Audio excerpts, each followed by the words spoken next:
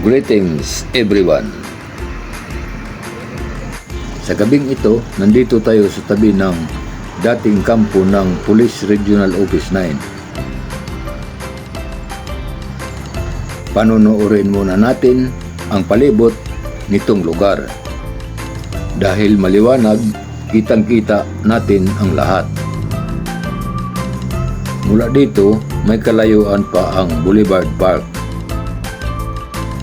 At pwede natin itong lakarin. Dito sa tinatayuan ko, ating nakikita ang mga ilaw ng Boulevard Park of Zamboanga City. Ito rin ang kalsada sa nasabing park. Dito na ang umpisa sa nasabing pasyalan sa tabing dagat. Maraming mauupuan at malawak ang espasyo o lugar. Kaya pinupuntahan ng karamihan. Kasama ang kabataan. Maliban sa pulis na umiikot sa lugar, umiikot din ang mga security guard. Nandito na tayo sa mga litra na nagsasabing mahal ko ang Zamboanga City. Sa harap ng mga litra, walang nakaparadang sasakyan, kaya kitang-kita natin ang mga ito. At hindi naman ipinagbawal ang pagparada sa tabing kalsada ng Boulevard Park. At malapit na tayo sa pampublikong palikuran na walang bayad. At ito ang ating nakikita na palikuran.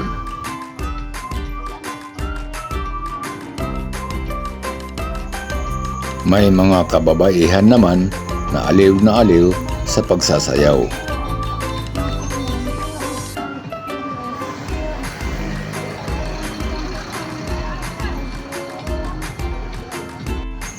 Ang iba naman na nagre-relax, nanonood sa nagsasayaw. Dahil mabuti ang panahon, masaya ang bawat isa. Ayos din ang mga naghahanap buhay.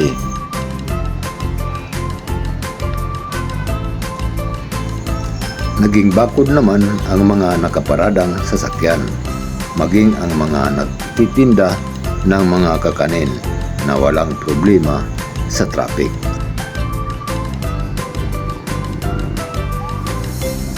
At malapit na tayo sa dulo ng Boulevard Park.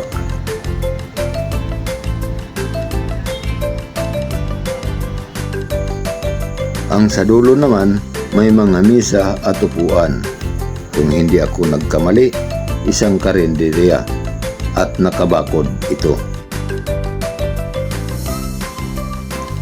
Mainit pag-araw ang Boulevard Park. Kaya sa gabi na namamasyal ang mga tao sa nasabing lugar.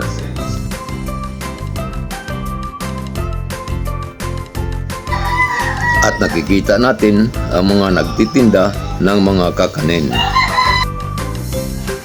Sa bahaging ito, malawak ang lugar. Kaya may napansin ako na may gumagawa ng tindahan sa loob ng Boulevard Park. Naisip ko, malapit na ang kapistahan ng Port Pilar sa October 12, kaya pinayagan. Pagkatapos ng piyesta, aalis naman ang mga ito. At hanggang dito na lang. Salamat sa panunood at abala. And God bless us.